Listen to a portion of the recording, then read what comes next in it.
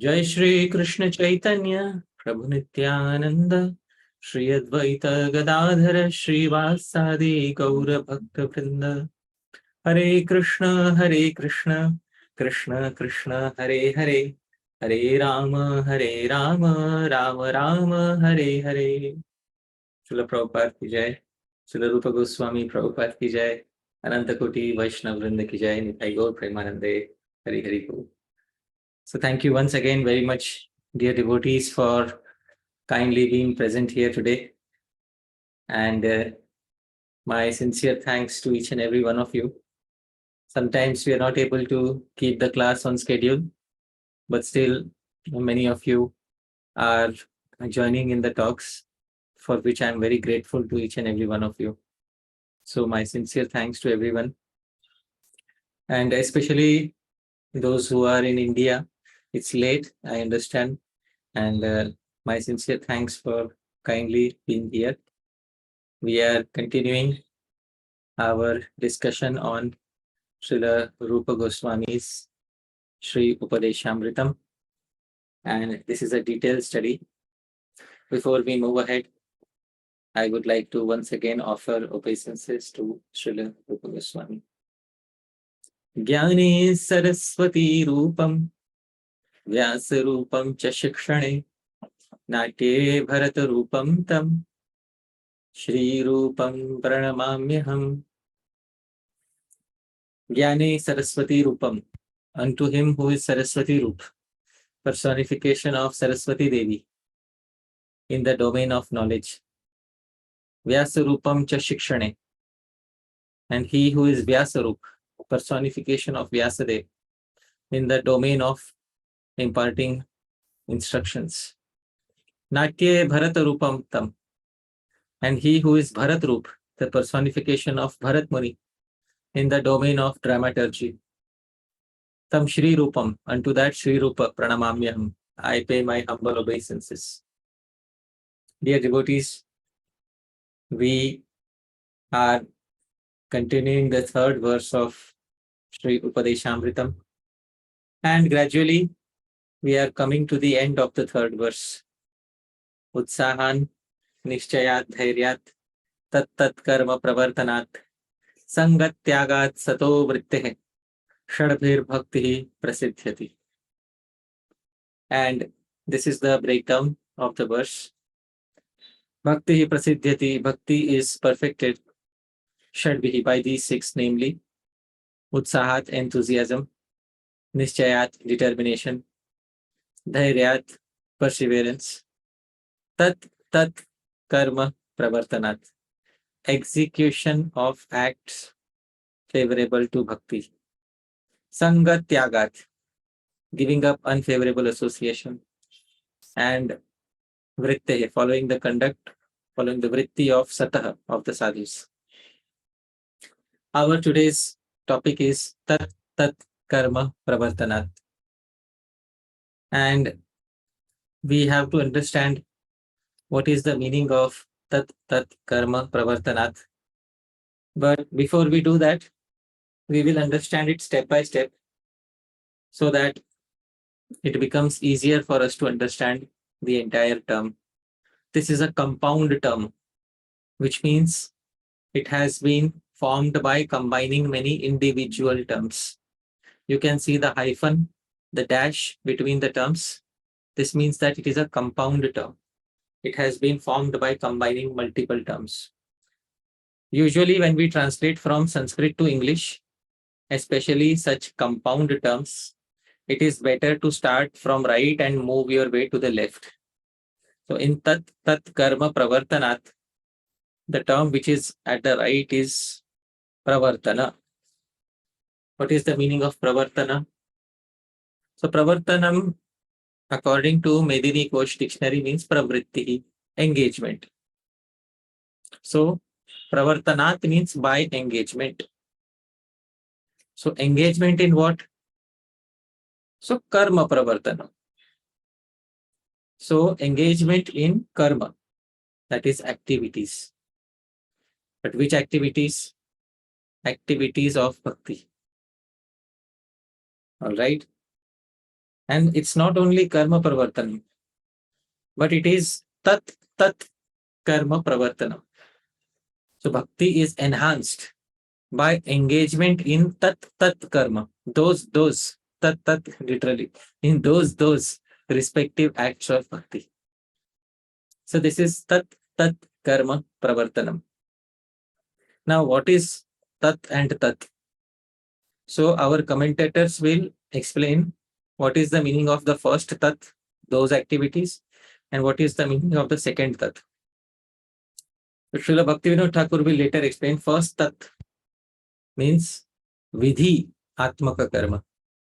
Means there are some prescriptive acts in bhakti, some things that you must do. Positive activities are called as vidhi atmaka. Positive injunctions are vidhi. So there are some injunctions which we must follow, some prescriptions which we must follow. So that is the first type of tat karma. And second is nishedhatmaka karma. There are some prohibitions that we must follow. Now, Dhāmeśvara Prabhu, can you give me an example of vidhi atmaka, some injunctions in bhakti that we should follow? You always remember Krishna and never forget Krishna. So always remember Krishna is vidhi, and never forget Krishna is nishedh. Right? You're right. So vidhi is the positive one. Always remember Krishna. So that is prescriptive. And never forget Krishna is prohibitive. So first tat refers to prescriptive acts. Second tat refers to prohibitive acts. So tat-karma together becomes tat-tat-karma-pravartanam. Engagement in prescriptive and prohibitive acts of bhakti. So that is by following all the prescriptive acts. Prescriptive acts are, you must perform japa, must perform kirtan, must perform smaran, prescriptive. Prohibitive acts, you must not eat grains on Ekadashi, you must not forget Krishna, you must not become depressed in mind. All these are prohibitive acts. So first tat refers to prescriptive acts, second tat refers to prohibitive acts. So we progress in bhakti by executing tat-tat-karma, these respective activities. Now the commentators begin to explain what is tat-tat-karma. First commentator is Sri Radharaman Goswami. So Sri Radharaman Goswami says in his Sanskrit commentary, tat-tat-karma-pravartanat tasya bhagavad artha bhoga sukha parityagadi dharmasya karanad iti artha. So he says tat-tat-karma-pravartanat means dharmasya karanat, by executing duties for pleasure of Bhagwan, Bhagavad artha. For example, which duties? For example, giving up pleasures of material objects, etc. So basically, all the limbs of bhakti, to execute them is tat-tat-karma-pravartanat. So this is what he says. Then he quotes a verse from the 11th canto. Evam dharmair manushyanam uddhavatma nivedinam mai sanjayate bhakti konyorthosya vishishyate.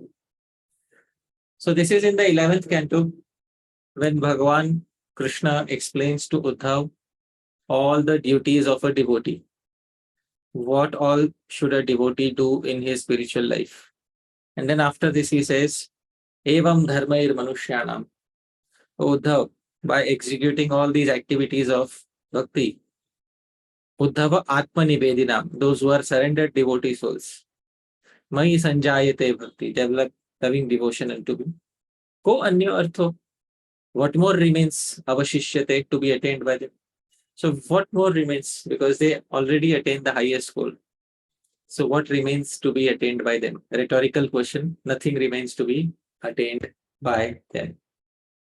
So this is a pramana which he quotes from the 11th canto of Srimad Bhagavatam. Now, Srila Bhaktivinode Thakura, he explains what is the meaning of tat-tat-karma. He says, Bhakti Vishayaka Karma Vidhi U Nishedha Bhede Vividha. He says, tat-tat-karma indicates two types of karma that nourish bhakti. Two types of activities that nourish bhakti. First, Vidhi, prescriptions. Second, Nishedha, prohibitions. He said, then he gives examples. Shravana, Kirtanadi, Vidhi. So prescriptions include Shravan, Kirtan, etc. Positive activities. Krishnera Janya Sviya Bhoga Sukha Parityagadi Nishedha. Then he specifies what is Nishedha. What are the prohibitions? So giving up sense gratification for the sake of Krishna, etc. So tat-tat, he specifies the meaning of both tat. First tat is Vidhi karma. Second tat is Nishedha karma. First tat is prescriptive karma. Second tat is prohibitive karma. Very simple. Srila Bhaktisiddhanta Saraswati Thakura, as usual, elaborates further. He says, Mumukshu u bubukshu ganer adishta kartavya anushthan samuha Krishnetar seva janiya udasin thakiya bhaktir sadhana ke tat-tat-karma-pravartan bale. He says, to understand that the tat-tat-karma of a bubukshu, a person who is dedicated to material enjoyment, and tat-tat-karma of a mumukshu, of a person dedicated to impersonal liberation, these are not services to Krishna. So to give up that tat-tat-karma and to instead render acts that help bhakti, to instead render limbs of bhakti, is known as tat-tat-karma. Similar definition, but he negates the material sense enjoyer every time he has been doing this, negating the sense enjoyer and the impersonalist. So he negates them here too. Then he explains something. This is a section of his commentary which is difficult to understand. Till now, I have not seen any translation of this section. So this is perhaps the first translation of this section in English. This section was not translated previously. He says, Bhaktera trividha karera swa upayogi anushtan kara. Evam ek adhikare avasthita hayya bhinna adhikarera cheshta pradarshan na kara. Tat-tat karma also has another meaning. Even in bhakti, there are three types of devotees, and we have discussed these three types of devotees previously. Kanishtha-adhikari, Madhyam-adhikari, Uttam-adhikari. He just says Bhaktera trividha kare, three types of devotees, but doesn't specify which classification he is speaking of. So he's speaking of Kanishtha, Madhyam, and Uttam-adhikari. He says they should perform, even in bhakti, they should perform tat-tat-karma that is most beneficial for themselves. And if we are situated in one level of adhikar, one level of eligibility, for example, if somebody is a new devotee situated as a Kanishtha adhikari, then he should perform tat-tat-karma of a Kanishtha adhikari, which is most suitable for his advancement. Somebody is situated as a Madhyam adhikari, he should perform tat-tat-karma of a Madhyam adhikari, which is most suitable for him. Somebody is situated as Uttam adhikari, he is expected to perform tat-tat-karma of Uttam adhikari. So one should not try to artificially imitate the activities of another level of adhikar. So even in bhakti, not all devotees are on the same platform. So devotees are, whichever platform they are on, they should perform tat-tat-karma of that particular platform. So this, dear devotees, is another meaning of tat-tat-karma. The two meanings of tat-tat-karma. First meaning is to perform activities of bhakti and not to perform activities related to sense gratification or impersonal liberation. Second meaning, even in bhakti, perform that tat-tat-karma which is suitable for our adhikar. Three types of adhikar are there: Kanishtha adhikar, Madhyam adhikar, Uttam adhikar. We have previously described in previous talks what is Kanishtha adhikari, what is Madhyam adhikari, what is Uttam adhikari. So we'll not get into that in detail here. But everybody who is situated in a particular adhikar should be situated in that adhikar and then try to move ahead and don't artificially imitate the adhikar of another person. So this is tat-tat-karma-pravartanat, by executing acts of bhakti very diligently. Now, Dhāmeśvara Prabhu, why should I execute all these activities diligently? just so that I can give some engagement to my mind, or just so that I can engage myself in some service? Is this the reason why I should perform tat-tat-karma, those activities of bhakti? Please. The reason is explained in Bhakti Rasamrita Sindhu, Nityasiddhasya bhavasya prakritam hridisadhyata, that you should engage in bhakti to awaken love for Krishna, which is eternally perfected in your heart. Right. So there is a reason why we perform all these activities, because all these activities are not merely, engagement of the mind for passing our time. There is a deep purpose behind performing all these activities. So Dhāmeśvara Prabhu, you are on the correct track. We are on the correct track because you have given us a good direction. So Prabhuji, can you tell me how many tat-tat-karmas are there?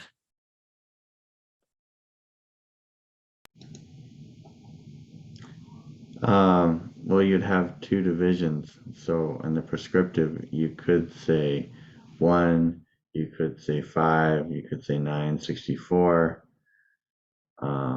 On the prohibitive, you could say 4, but you could find a lot more than that.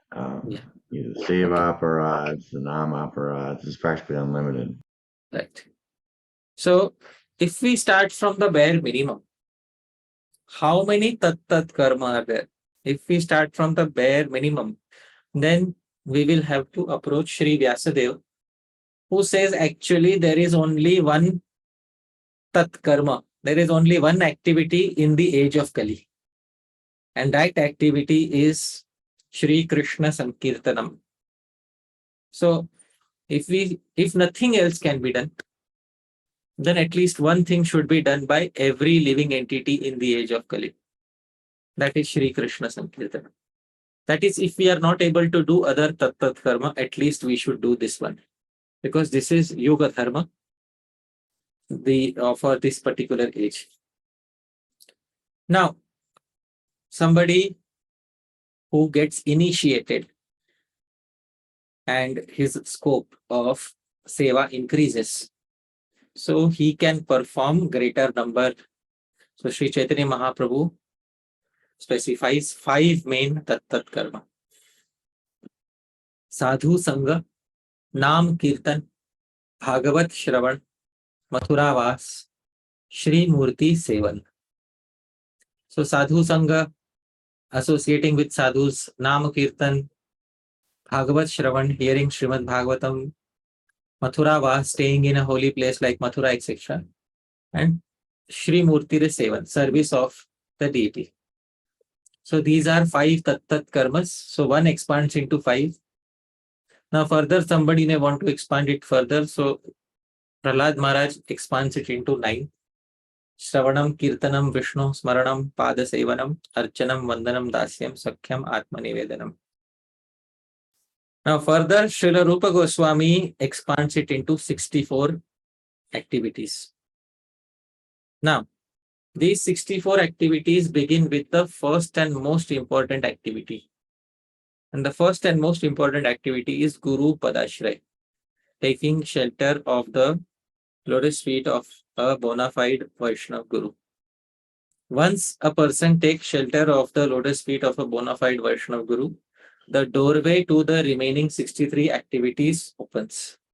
And then one is able to execute all the remaining activities very easily.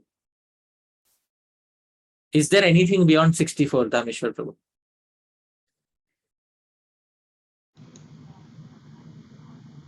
I don't know. All right. So Sri Rupa Goswami himself will say something in the Bhakti Rasamrita Sindhu. Sri Rupa Goswami says that my list is only a very small sample. My list of 64 is a very small sample, Rupa Goswami says. All right. So he says, Hari Bhakti Vilasesya Bhakte Rangani Lakshasha Kintu Tani Prasiddhani Nirdishyante Yathamati. Hari Bhakti Vilase, in the literature named Hari Bhakti Vilas by my elder brother Sri Sanatana Goswami. Bhakte Rangani, the limbs of bhakti, Lakshashah, are explained in millions of ways. However, in Bhakti Rasamrit Sindhu, Tani Prasiddhani, only the most prominent ones I am specifying here. Yathamati, according to my intelligence. So actually speaking, the biggest list of tat-tat-karma is found in Hari Bhakti Vilas, where millions of tat-tat-karma are described. For example, there is one Ekadashi called as Shat-tila Ekadashi. 6 sesame Ekadashi. It's based on sesame seeds. So, eating sesame seeds, planting sesame seeds, and donating sesame seeds. So these are different tat-tat karma that can be performed on that Ekadashi. So for every Ekadashi, there are many tat-tat karma. For every event of every month, Sri Sanatana Goswami has specified many tat-tat karma, many activities of bhakti on both types of tat-tat, prescriptive as well as prohibitive. Both types have been specified. Prescriptive activity, so many are there. Prohibitive are also there. For example, one prohibitive activity is never take off your tulsi mala. So this is prohibitive act. So many prescriptive and prohibitive, millions of them will be found in Hari Bhakti Vilas. So if we try to execute all of these, then our entire life will not be sufficient. Therefore, we execute some main tat-tat karma in our lives. In Kali Yuga, everybody should execute Shri Krishna Sankirtanam. This is the main condition. Then you can select any other limb that you want according to your choice. But it should be combined with Shri Krishna Sankirtanam. This is the recommendation of the Acharyas of the Gaudiya Vaishnava Sampradaya. Now, I would like to move ahead because we have to explore this topic in detail. Tat-tat-karma. When we perform karma. Dhāmeśvara Prabhu, what is the meaning of karma here? Activities of devotional service. Very good. Activity. So when we say activity, activity basically act refers to a verb. An act in English language is nothing but a verb. So a verb, we have to understand something about activities in day-to-day life and activities in bhakti. So I am now introducing 2 new terms which will very much help us in understanding the philosophy behind tat-tat-karma.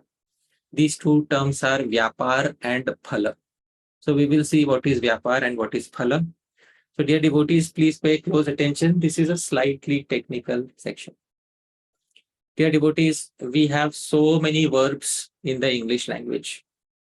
Eating, playing, laughing, running, studying. In Sanskrit also, we have verbs. These verbs are derived from a root called as dhatu, verbal root. To eat, to sleep, to run. So these are verbal roots. Every verb has 2 aspects. First aspect is called as Vyapara, actions. And second is called as phala, result. So every verb has 2 aspects aligned to it. The action aspect and the result aspect. Now I will make it clear through a very simple example. Dhāmeśvara Prabhu, let's take a verb, pach. In English it means to cook. Dhāmeśvara Prabhu, what are the actions associated with this verb? First action is take a vessel. Do you agree? Yes. Wash it, add water. Okay. Yes. Add raw ingredients, add spices, and stir, fry, bake. I'm sorry, my knowledge of cooking is not so good. But these are the general Vyapar. Dear devotees, please try to understand this is Vyapar aspect of cooking. And what is the phala? What is the result? The result is cooked food. Now, Dhāmeśvara Prabhu, between Vyapar and phala, which aspect can we control? Vyapara. Yes. You may make the same recipe n number of times, but does it turn out to be exactly the same every time, or is there some variation in the phala? There's some variation in the phala. Yeah. So what is in our control is Vyapar, the Vyapar aspect. But what is not within our control is the phala aspect. Let's take another verb, dhav, to run. The Vyapar is to first look ahead. Second is to lift one foot, then to put the foot ahead, then lift the other foot and put that foot ahead. This is how the Vyapar of running is carried out. The phala, the result of this verb is we travel distance. Now, Dhāmeśvara Prabhu, every day you may put the same number of steps, put the same effort. But is it a guarantee that you will be able to travel the same amount of distance every day? No, it might be windy one day.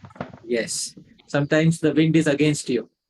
So you may put the same effort, but the phala is not within our control. Similarly, likh, to write.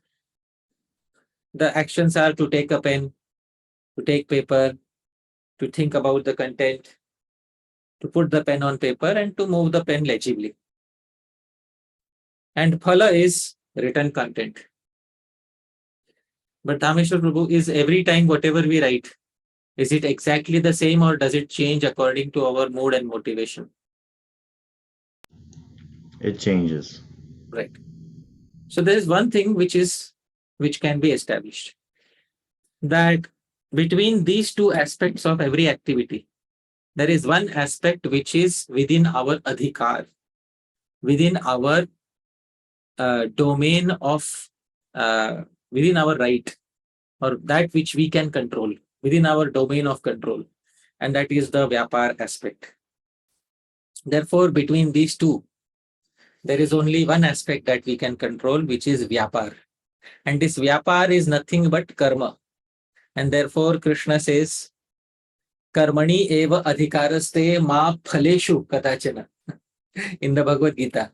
Oh Arjun, your adhikar, you have a right to perform your Vyapar, but you don't have right over phala.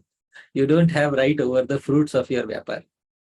So, dear devotees, it's a very technical thing explained by Bhagavan Shri Krishna in the second chapter. In each and every activity, we have control over the Vyapar aspect, but the phala we only have partial control over. Dhāmeśvara Prabhu, regarding phala, do we have partial control or do we have absolutely no control? We have partial control. We have partial control in the material world. Yes. Now, but when it comes to bhakti, which is derived from the verbal root bhaj, which means to serve, devotional service. The various vyapars are, actions are shravanam, kirtanam, japa, smaranam, etc. expand into millions of activities that are there in Hari Bhakti Vilas and other literature. These are all vyapar. Now, what is the phala? Dhāmeśvara Prabhu, please tell me. It could be two things. I'm guessing you're going to say more Shravanam Kirtanam, but it could also be Bhava and Prema Bhakti. But there is no guarantee. So more Shravanam Kirtanam? That is also not guaranteed. Some people only do it once and then leave. But when you engage in bhakti, it creates impressions that make you more inclined to continue. All right, you can say some samskars are generated, right? But actually speaking, in this particular activity, the result is entirely dependent on Bhagavan and Bhakti Devi. Sometimes even with little Vyapar, you get the phala, the result of prema. And sometimes after many years or many decades of Vyapar, somebody may not experience the phala. So in this particular case of bhakti, in other cases, in material life, even the phala is somewhat within our control. But in spiritual life, the phala, the result of bhakti, pretty much is in the control of Bhagavan and Bhakti Devi. So dear devotees, let's remove our attention from the phala aspect. Sri Rupa Goswami wants us to focus exclusively on the Vyapar aspect. This is what we can do. Phala will be decided by Bhagavan, it will be decided by Bhakti Devi. Therefore, Sri Rupa Goswami says, don't become lazy in executing your Vyapar. It's very important that we should not neglect this thing. Devotees, many times, they start out enthusiastically in their bhakti. But after a few years, due to lack of enthusiasm, they cut down on their tat-tat-karma. They reduce their activities of Shravanam, Kirtanam. And this is something which is not at all helpful for their bhajan. Shri Vyasa Deva, he says something in the Agni-purana. He says, Krisher vrishti samayogat kale syu phala siddhayah sadharmam paurusham kakuryan nalaso nacha daivavan. He gives an analogy. Krisher vrishti samayogat.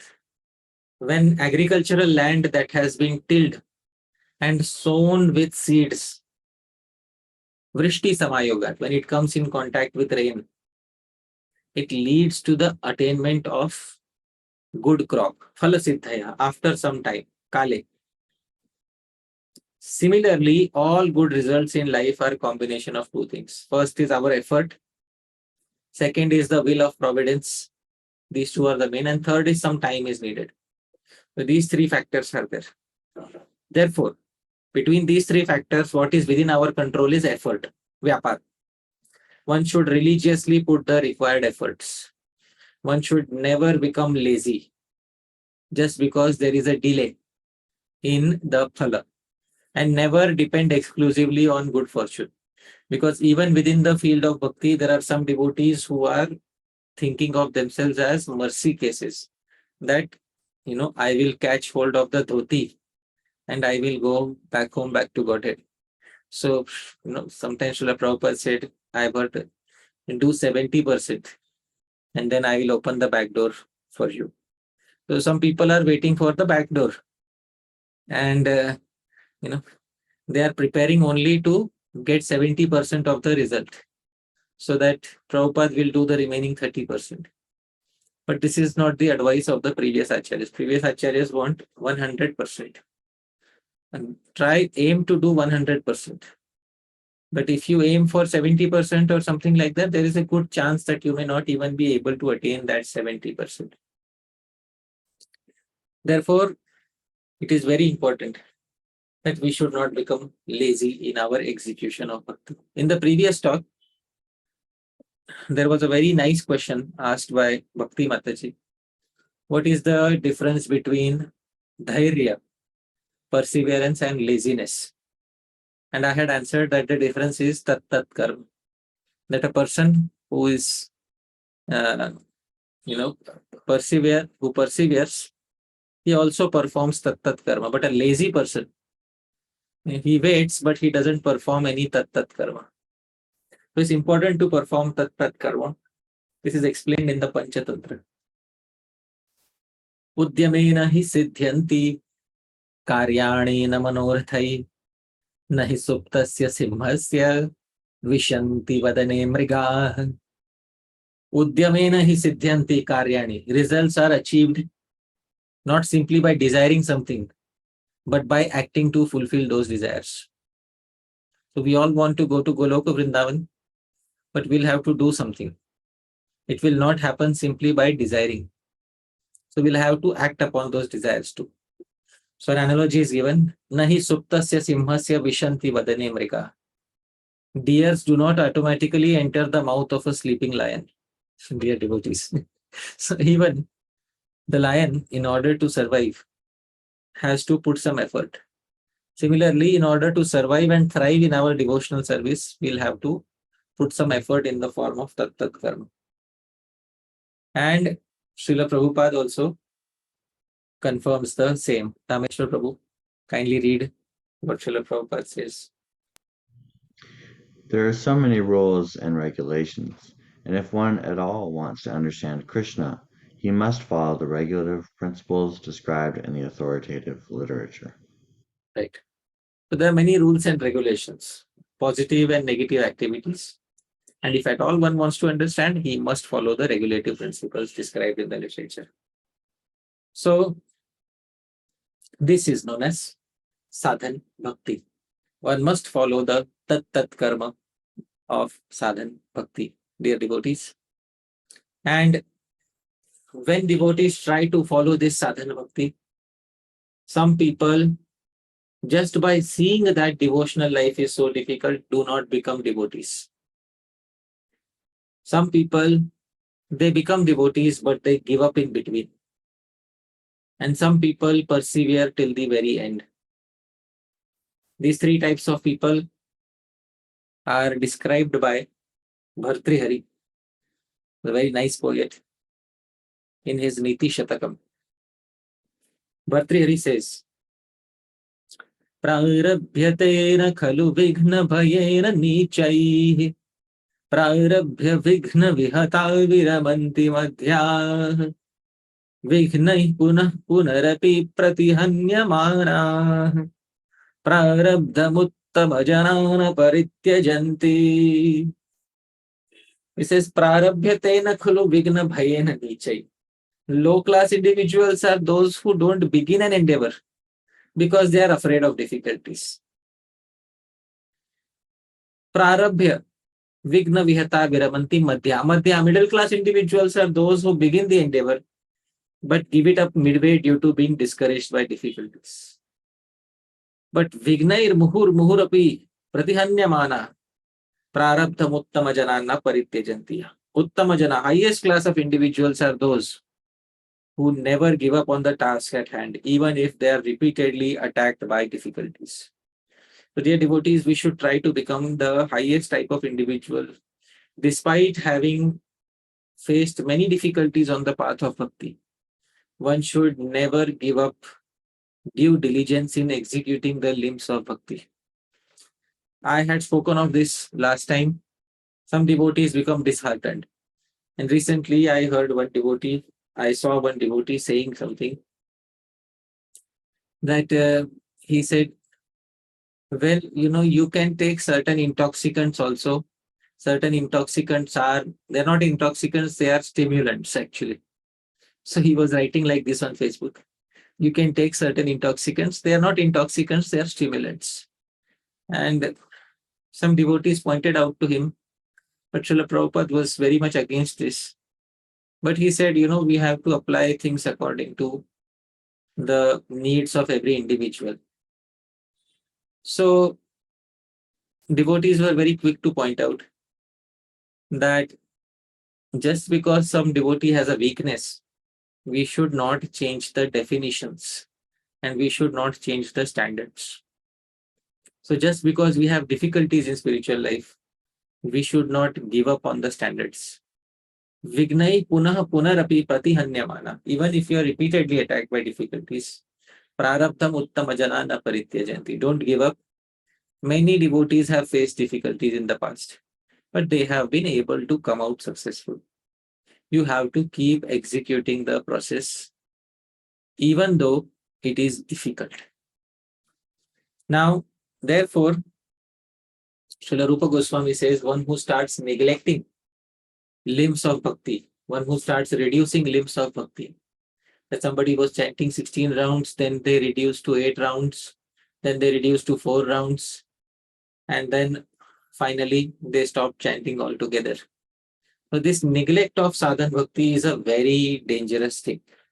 Sri Rupa Goswami warns about it in Bhakti Rasamrita. He says, an anushthanato dosho bhaktyanganam prajayate na karmanam akaranad esha bhakti adhikarinam. He says, for those who are eligible for bhakti, those who took to the path of bhakti, na karmanam akaranad, there's no fault if they don't perform their prescribed duties of varnashram. That's okay. If they don't perform the duty of a brahmana, if they are a brahmana and they don't perform their duty, that's okay. If they are a kshatriya, they don't perform the duty, it's okay. But an anushthanato dosho bhakti anganam, there is certainly a big fault if such individuals do not execute the limbs of bhakti.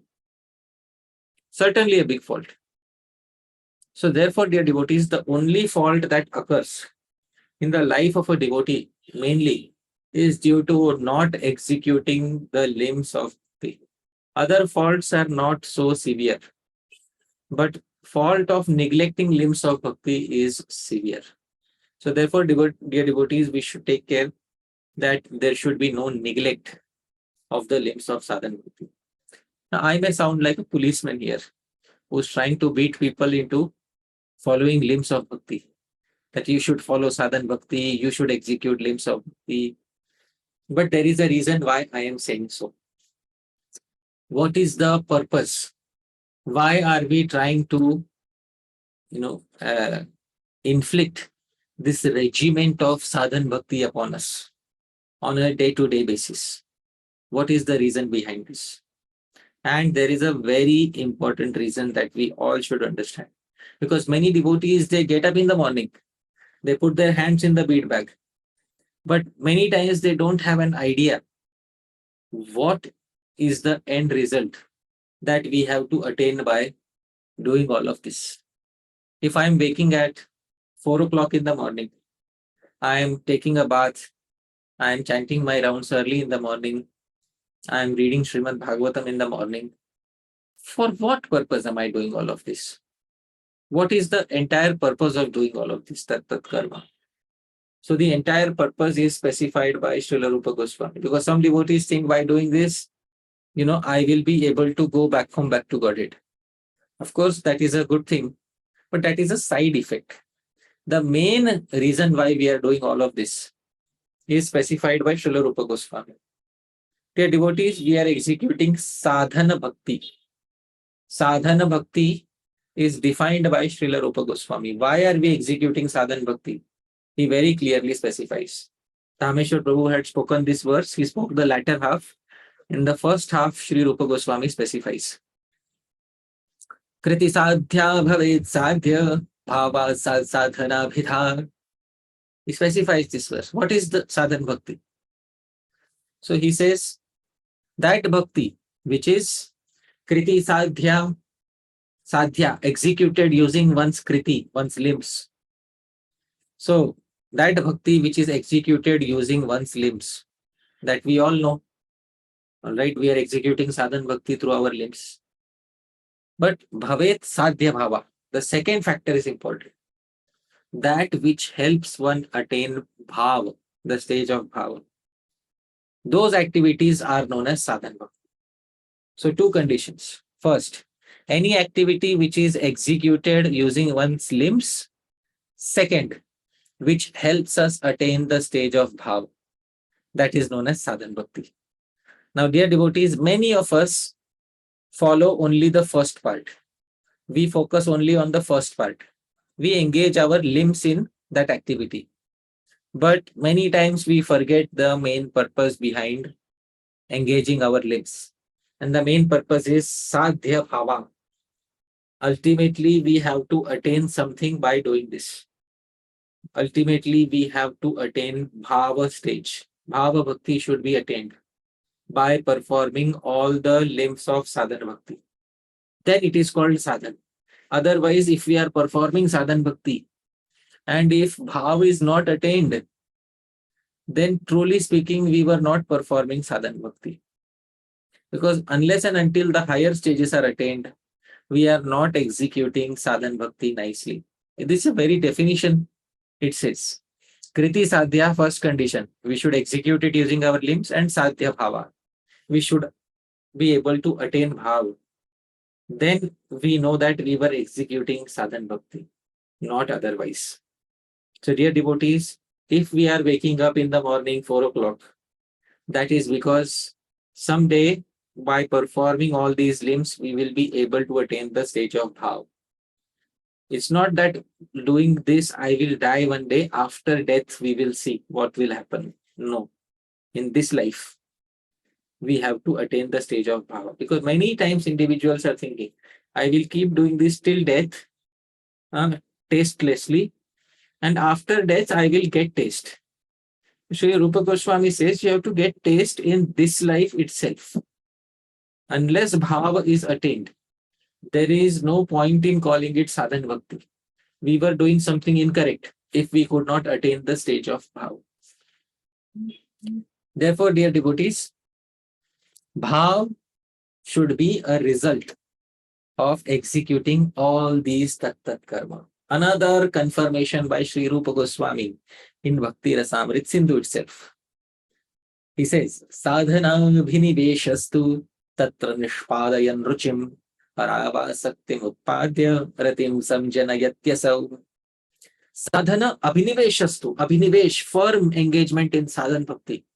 Sadhana bhakti is of two types, Vaidhi sadhan, Raganuga sadhana bhakti. Both are known as sadhakas, practitioners. So both types of practitioners, when they become firmly engaged in sadhana bhakti, then what does sadhana bhakti do? Nishpadayan ruchim, it produces the stage of ruchi. After ruchi, what happens? Harava saktim utpadya. Then it generates asakti, deep attachment in Hari.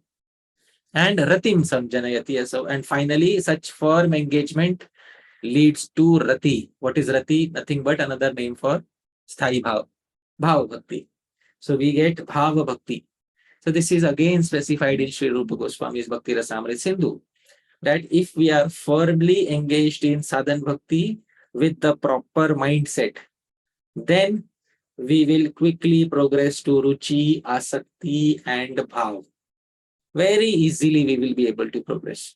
But if the attitude is not correct, if the attitude is I am performing bhakti because I need a stick to beat my mind, if that is the attitude, then what you will get is a stick to beat your mind with, nothing more.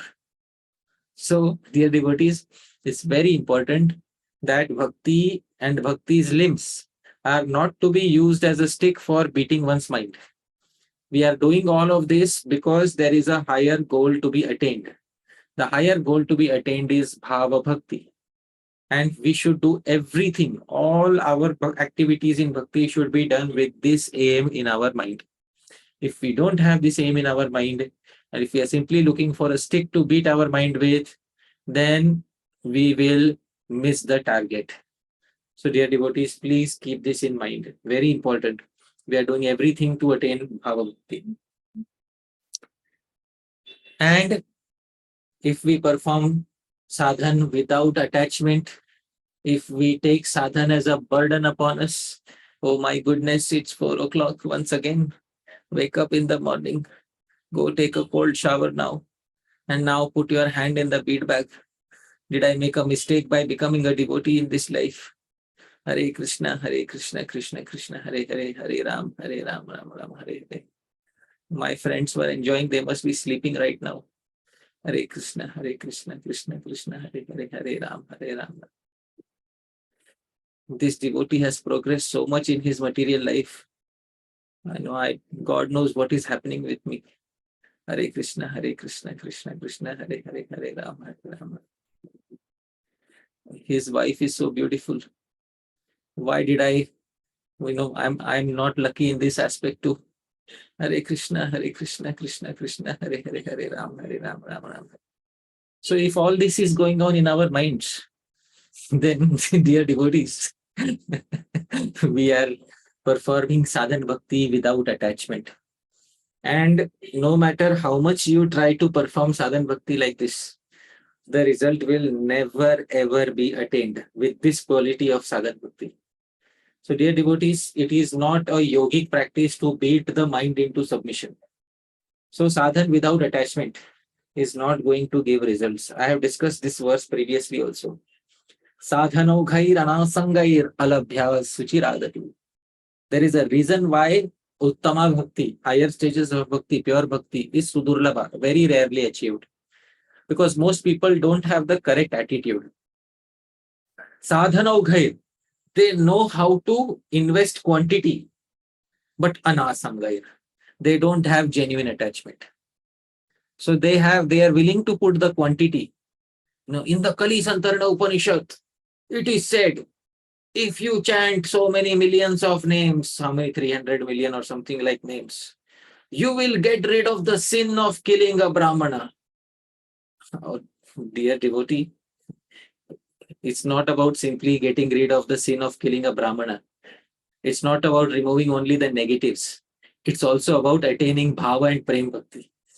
So it's not simply about chanting a fixed number of rounds or a fixed number of mahamantras in order that will not help you attain the result.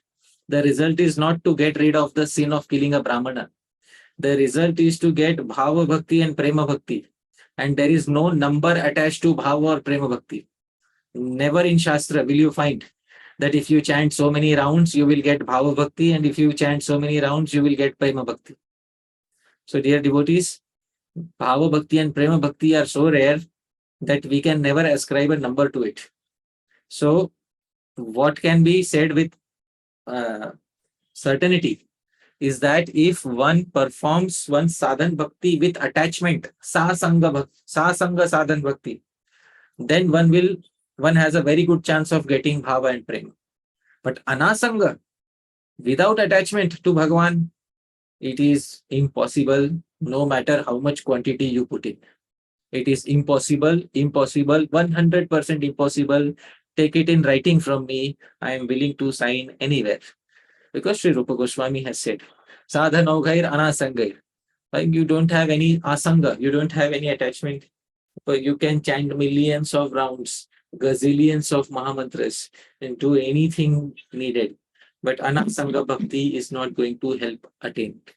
Sasanga, quality attachment, proper frame of mind, proper attitude, then with little effort we'll be able to attain a lot.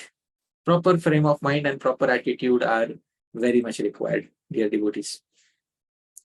So, therefore, dear devotees, it's very important to understand that sadhana bhakti should be performed with all these things in mind, with the proper attitude. I always remember one of my favorite examples of devotees who performed sadhana bhakti very nicely. So I often quote him in my talks. He is one of my beloved commentators on the 10th canto. His name is Sri Harisuri, a very brilliant, shining example of sadhana bhakti. So I'll speak something about his sadhana bhakti. He was born in Maharashtra, the western part of India, in the 19th century. And from his family lineage, he took to Vaishnavism. And in his youth, he took to Vaishnavism. And he had a very rigorous sadhana schedule. Dear devotees, he was initiated in the Sampradaya of Sri Tukaram Maharaj. And this is a Vaishnava Sampradaya connected to Sri Chaitanya Mahaprabhu in Maharashtra. And he was connected to this Sampradaya. He took up sadhana bhakti in his youth. In the prime of his youth, he took up sadhana bhakti. And he had a very rigorous sadhana schedule. And dear devotees, he did not do all of this to prove anything to anybody. Because in those days, there were no institutions. People used to take to bhakti by their own sweet will. So he did all of this by his own sweet will because there were not millions and millions of devotees. There were few people who were devotees, other people were following their respective paths in Vedic culture. But every morning he will wake up before sunrise. He will take a bath in the river, which is Godavari. And after taking his bath, he will chant his Sandhya, his Gayatri mantras. After chanting his Sandhya, he will chant Vishnu Sahasranam. Every day he will chant 1000 names, Vishnu Sahasranam. After that, he will read 12 or 13 chapters of Srimad Bhagavatam daily. If you read 13 chapters of Srimad Bhagavatam daily, Dhāmeśvara Prabhu, how much time should it take to read verse by verse 13 chapters daily? Without the purports, a couple hours? Yeah. So it should take at least 3 hours every day to read 12 or 13 chapters. So dear devotees, this is already, a greater time than we invest in our sadhana in our 16 rounds. Not only that, after reading Srimad Bhagavatam 12 or 13 chapters, he will render at least 1 hour of Gau Seva, service to the cows. And only after that he will accept the first morsel of food for the day. I had specified in a previous talk that we should eat twice a day. Once in the late afternoon and once in the evening. He used to do exactly the same. He used to eat late afternoon because the entire morning was filled with this rigorous sadhana bhakti. And he would not accept a single morsel of food until his sadhana bhakti quota for every day was done. And he had the proper attitude. He was not doing it to beat his mind into submission. He was doing it because he genuinely wanted to attain higher stages of bhakti. He wanted to attain bhava bhakti. He wanted to attain prema bhakti. And when there used to be special months like Chaturmas, 4 months of rainy season, his schedule would change. How would his schedule change? He would, after performing his morning sadhana, he would take rest during the day for a few hours. And then in the evening, during Chaturmas, this is only for 4 months. In the evening, he would go to the local temple. He was a great speaker on Srimad Bhagavatam. Around 3,000 to 4,000 people used to assemble. There were no microphones, nothing. He had to sing using his voice. He used to stand in between the temple. There are 2,000 people around him. And then he used to sing and speak Srimad Bhagavatam. And he used to speak it for the entire night till the next morning, 3:30. Dear devotees, to do this for entire 4 months of Chaturmas is called one Chaturmas Seva. So if you do this 1 year for 4 months, in 4 months of rainy season, you have done one Chaturmas Seva. Dear devotees, then in the daytime, he would take a few hours of rest. So if you do one Chaturmas Seva, that means for 1 year, 4 months, you have done Kirtan throughout the night. In his life, he did 36 Chaturmas Sevas, dear devotees. 36 years he performed Chaturmas Seva. And when Chaturmas is not there, he would do his regular schedule, sleep at night and wake up early in the morning.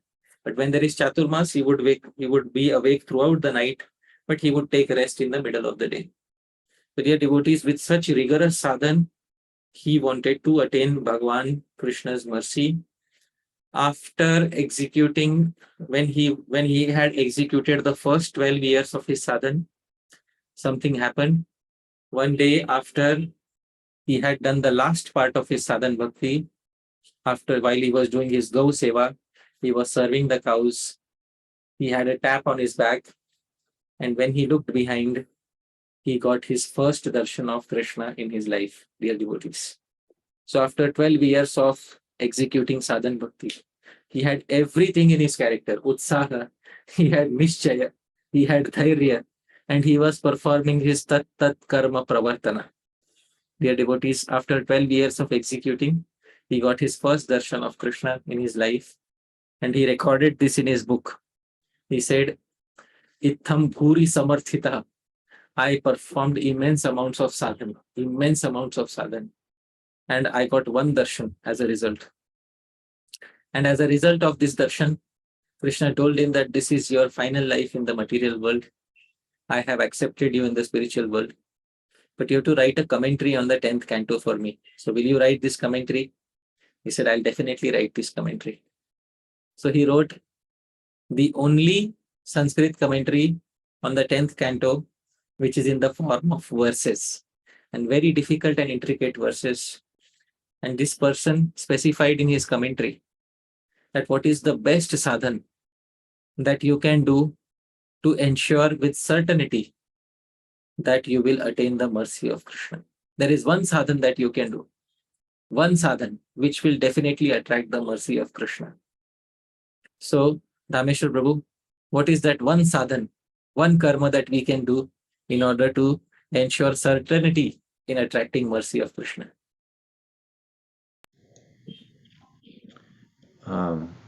Chanting with attachment. All right. That comes very close. But there is something which he mentioned. My second guess is Prasanga Majaram Pasham Matmana Kavayovatu Saiva Sadhu Shukrito Mokshatharama Pavartam. Okay, sadhu sangha, maybe yes, definitely. With attachment. With attachment, very nice. There is one thing which is specified in his commentary. When he was writing the 10th canto commentary, there is a pastime when the gopis come and meet Krishna, and all the gopis, they are having this rasa dance pastime, and Krishna disappears from between their presence. And all the gopis, they start searching everywhere. They go to each and every tree. They ask every tree, oh tamal tree, have you seen Krishna? Oh mango tree, have you seen Krishna? Oh tulsi, have you seen Krishna? None of the tree replies. Then they sing, the Gopi Gita. And even after singing the Gopi Gita, Krishna does not come. Then all of them gather together at the Yamuna, and all of them start crying out loudly because they have nowhere to go. And at that time, it says Bhagwan Shri Krishna comes in front of them. So at that point of time, when Krishna appears in front of them, Sri Harisuri says, this is a very important verse. Arthasvara prabhudayodaya kridyatha syat stutyarchanadi vividharja vitana tadrik spashtam yadatra nutigiti kritopi gopi prito babhuva sadayorudhatira vekshya. He says, Arthasvara prabhudayodaya kridyatha syat.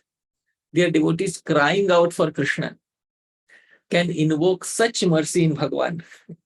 He says, Tuti, Archanadi, any other limb of bhakti like glorifying Krishna, deity worship, not tadrik, will never attract such mercy from Bhagwan.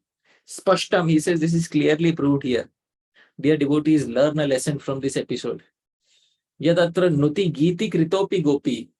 Did the gopis not execute all limbs of bhakti here when Bhagwan had disappeared from their lives? Did they not sing for Krishna? Did they not, ask each and every tree? They performed all these limbs of bhakti. Who can compose a song better than Gopi Gita, dear devotees? But even after singing the entire Gopi Gita, he did not come in front of them.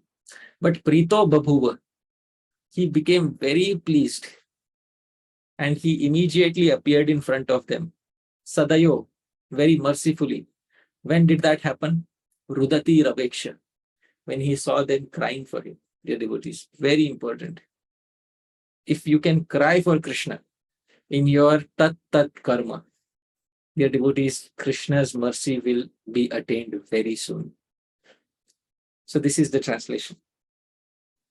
Sri Harisuri says, the mercy of the Lord that can be invoked by crying out loudly for him can never be invoked by other processes such as glorification, offering various items of worship, etc. This fact was clearly established when Sri Radha and the gopis, who otherwise could not attain the Lord through glorification, searching, etc., were able to attain the Lord immediately when they cried out loudly within the forest. And this is one point which is so much in line with our philosophy that all our acharyas have repeatedly said that the entire point of chanting Hare Krishna is to learn how to cry for Bhagwan, dear devotees. So whatever tat-tat-karma we are doing, let us learn how to do it with a sincere feeling of attachment, and that attachment which will make us cry for Bhagwan. So we will end with a quote from Srila Prabhupada, which is on exact same lines. Dhāmeśvara Prabhu, kindly read. Crying is the last word in the progressive path of devotional service. One who can cry for the Lord in love is certainly successful in the line of devotional service. Exactly. So one who can cry for Bhagwan while performing tat-tat-karma is certainly successful. And cry doesn't mean cry in order to make a show in front of others. Cry means in one's private space to genuinely miss Bhagwan, to genuinely miss Krishna in one's life, to genuinely have a hankering for attaining him. So this type of crying will help us attain Bhagwan's mercy very soon. So not only does Sri Harisuri say this, it is confirmed by Srila Prabhupada also. All the Vaishnava Acharyas have ek vakyata, one line of thought in this regard. Thank you very much, dear devotees. Yadatra skhalitam kinchit vidvam saha purayantu dat. Yadatra saushthavam kinchit tat guroreva minahi. Yadatra skhalitam kinchit. If there's any mistake in what I spoke, vidvam saha, all of you are learned, purayantu tat. Please correct any mistakes. Yadatra saushthavam kinchit. But if there's anything nice in the presentation, tat guroreva, it belongs to my Gurujanas. Me nahi, it doesn't belong to me. Thank you very much, Dhāmeśvara Prabhu. Once again, thank you very much to all the devotees. Jagat Guru Srila Prabhupada ki jai, Srila Rupa Goswami Prabhupada ki jai, Srila Jiva Goswami Prabhupada ki jai, Ananta Koti Vaishnava Vrinda ki jai. Hare Krishna. Haribol! Thank you so much, Hari Parshad Prabhu, for another really beautiful presentation. Super grateful for that. And we're going to transition now to questions and answers. If you have a question about a previous session, make sure you watch those recordings first. A lot of questions have already been asked. If you have a question about a future verse, please wait until we get there. For today, we're just going to focus on questions about the presentation and the verse that we heard today. So one question per person before we go around for seconds, and we will begin. Anything else, Prabhuji, that I didn't mention? Not just whenever a person, you give a chance to somebody, please just unmute them so that they are. Thanks for reminding me. Yeah. Okay. So we'll begin with Bhavya Bhagavan Prabhu.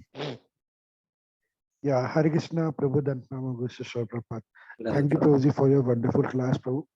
Prabhuji, my question is we hear that in Chaitanya Bhagavat it says, if somebody just avoids criticizing Vaishnavas and chants the holy name, even if that is not purely, still Mahaprabhu will take him back. Or when it is said, if someone pulls the rope of Jagannath in the Rath Yatra, he'll go to Vaikuntha. And there are so many other things in the Puranas that we hear from the scriptures that if we just do that, we'll get liberated, we'll go to Vaikuntha. So how do we understand it? I mean, is it just an exaggeration or is it just for the glorification of that? Or how do we really understand? Because over here we see how tat-tat-karma is very important, Prabhu. So can you please help, Prabhu? All right, very nice. So many times you will hear such results that are being promised in the Puranas, many places. One who pulls the rope of Jagannath will never have to, one who not only pulls, one who sees Jagannath on the chariot will never have to come back to this world. So there is one statement like this in Bhakti Rasamrit Sindhu also. Let me say, this is 41st limb of Bhakti, Shri Murter Darshanam, to have darshan of Shri Murti.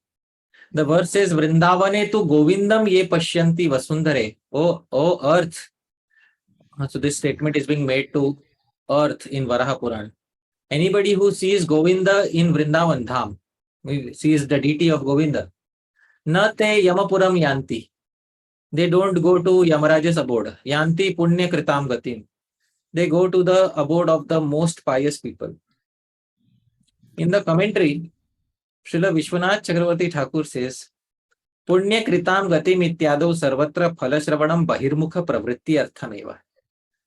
Such types of results are promised only so that people who are bahirmukha, who are outside the path of bhakti, become attracted to bhakti and they start taking seriously to the path of bhakti. Nishkamam tu ratireva mukhya phalam. And those who are one-pointedly devoted to bhakti, they don't desire any such fruits. They desire only rati, bhava, as I said in the presentation. They only want bhava bhakti. Iti grantha krideva paschad vyakhyāsyate. And not only me, the author himself will say this later. So where does Rupa Goswami say? Rupa Goswami again says in 1.2.245. Keshamchit kvachidanganam yat kshudram shruyate phalam. Shudram phalam. Bhavya Bhagwan Prabhu, going back to Godhead, is which type of phalam? Is it a very big result, or is it kshudram phalam? Is it a very tiny result in comparison to attaining prema? So please tell me, going back to Godhead is a tiny result, or is a very great result in comparison to attaining love of Godhead? It's a it's a fringe benefit, bro. So it's a tiny result. So Rupa Goswami says, whenever some tiny result is heard of, you should understand bahirmukha pravritya etat. This is for those people who are bahirmukha, not seriously inclined to bhakti. To make them inclined, this result is promised. Kintu mukhyam phalam ratihi. The main result is rati. The main result of executing all these limbs is bhav bhakti. This is what is the main result. Try to understand. It's written by the author himself. So he himself has answered your query. So you can study this verse in detail. 1.2.245 of Bhakti Rasamrit Sindhu. That some small results are promised like this. Going back to Godhead, small result. Now you become the king of a country in your next life, small result. All these are kshudram phalam. Mukhyam phalam is rati. Main phala. Today we were speaking about Vyapara and phala. Main phala that you will attain by performing sadhana bhakti is rati, bhav bhakti. That is the permanent phala to be attained, dear devotees. So I hope this clarifies your query. But please try to understand, in the case of Harinam, all fruits, all results are valid. They can be attained. There is no exaggeration. There may be some exaggeration in other places, but in case of Harinam, there is no exaggeration. Because thinking that there has been some exaggeration in the case of Harinam is one of the 10 offenses. Arthabad. So I hope this is clear, Bhavya Bhagwan Prabhu. Yeah, thank you so much for enlightening me, Prabhu. I have a follow-up question, but I'll ask if time permits. We're not doing second questions, Prabhu. Okay, right. Yeah, okay. We go around with everyone. I mentioned that already. So next we have Bishwadeep Prabhu. Yeah, unmuted as you. Hare Krishna Prabhuji. It was, as always, a wonderful class. I have a question that in one of your class, someone asked you that some devotees say that we should cry for Krishna, and if you ask them that we can't cry for Krishna, they say that you should cry for that you can't cry for Krishna, and you told that no, everyone should be able to cry for Krishna. So can you please elaborate on that? Yeah. First thing, we should naturally be able to cry for Bhagavan. At least we should understand that there is a deep void existing within our lives. That deep void and emptiness is because Bhagavan is not present. Somebody whose heart is burning in this way will be able to easily cry. It's not something I told today. I said we should cry for Krishna. And a person who doesn't feel the void at all, he takes the statement and he says, wow, I have to now cry for Krishna. In order to cry for somebody, you should have that void, that emptiness in your life. If that emptiness itself is not there, how will one be able to cry? So you may say you should cry because you are not able to cry. That's okay. But the crying which is expected from you is the cry out of a feeling of emptiness of Bhagavan in one's life. That crying is what is expected. In the Narad Bhakti Sutra, it is mentioned that tad vismarane parama vyakulata. So this is Narad Bhakti Sutra, 19th Sutra. Naradastu tad arpita khila charata tad vismarane parama vyakulata iti. Narad, however, says bhakti consists of offering one's every act to the Supreme Lord and feeling extreme distress in forgetting Him. So this extreme distress is what leads one to cry. But that happens genuinely. It doesn't happen with everybody. That happens when one has that feeling of emptiness in one's life due to absence of Bhagwan. And that, now, how will that happen? That happens due to bhakti samskaras, impressions of bhakti that have been carrying since sometimes lifetimes. So that is needed. If that is not there, then swalpa punya vatam rajan vishwaso naiva jayate. It is very difficult for every time during prasadam we are singing. It doesn't happen for people who have tiny amount of bhakti sukriti. So they artificially crying, it will not help so much. Genuine crying should be there due to feeling a void in one's life. That is the answer to your query. I hope it makes it clearer. Right? Yeah, Prabhu. Perfectly clear. All right. Next we have Mohit Deshmukh. Hare Krishna Prabhuji, Dandavat Pranam, Srila Prabhupada ki jai. Jai. Thank you for your wonderful lecture and giving us again hope. My question is, Prabhuji, how can we develop attachment to sadhan bhakti, as we understood that without attachment to sadhan bhakti, we can never attain bhava bhakti or prema bhakti, which is our prime goal of life. Because without attachment, we can't attain it. The attachment is not to sadhan bhakti. Attachment is to Bhagavan while performing sadhan bhakti. There should be some feeling of I, me, mine in relationship to Bhagavan. Mohit Prabhu, whom does Krishna belong to? To me, Do you have this ego?